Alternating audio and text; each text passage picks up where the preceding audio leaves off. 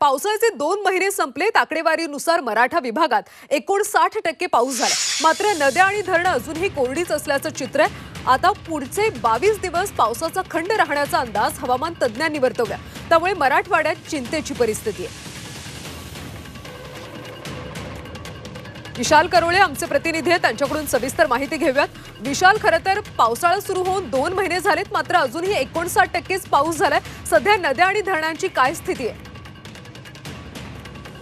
चिंतेची बाब आहे, कारण धरणं कोरडी ठाक पडलेली आहे आणि पिकांसाठीही गरज आहे तेवढा पाऊस झालेला नाही. त्यामुळे मराठवाड्याला मोठ्या पावसाची प्रतीक्षा कायम आहे. मराठवाड्यामध्ये 11 मोठी धरणं आहेत, त्यांच्या जेमतेम 10 ते 12% पाणीसाठा आहे. जायकवाडीत अवघा 7% पाणीसाठा आहे, तर जी 877 मोठी धरणं आहे त्यात 20% पाणीसाठा आहे. हा पाणीसाठा मराठवाड्याला पुरणारा नाही आहे. यातून पिण्यासाठी आणि सिंचनासाठी दोन्ही पाणी देता येणार नाही आहे. त्यामुळे मराठवाड्याला आता मोठ्या पावसाची प्रतीक्षा आहे. हवामान तज्ज्ञांच्यानुसार पुढील काही दिवस खंड असेल तर निश्चितपणे या सगळ्यांचा विचार करता काहीतरी धोरणात्मक निर्णय आतापासून घेण्याची गरज आहे. कल्याणी, धन्यवाद विशाल या सगळ्या सविस्तर माहितीसाठी. तर मराठवाड्यामध्ये 59%च पाऊस झालाय, त्यामुळे नद्या धरणं सध्या कोरडीच असल्याचं पाहायला मिळतं. दरम्यान मराठवाड्यात किती पाणीसाठा आहे पाहूयात ग्राफिक्सच्या माध्यमातून. तर जायकवाडी धरणात केवळ 7% पाणीसाठा शिल्लक आहे.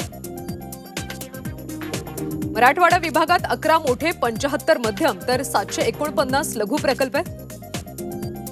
मराठवाडा विभागातल्या 877 प्रकल्पांमध्ये केवळ 20% साठा आहे. लघु मध्यम प्रकल्प आता दमदार पावसाच्या प्रतीक्षेत आहेत.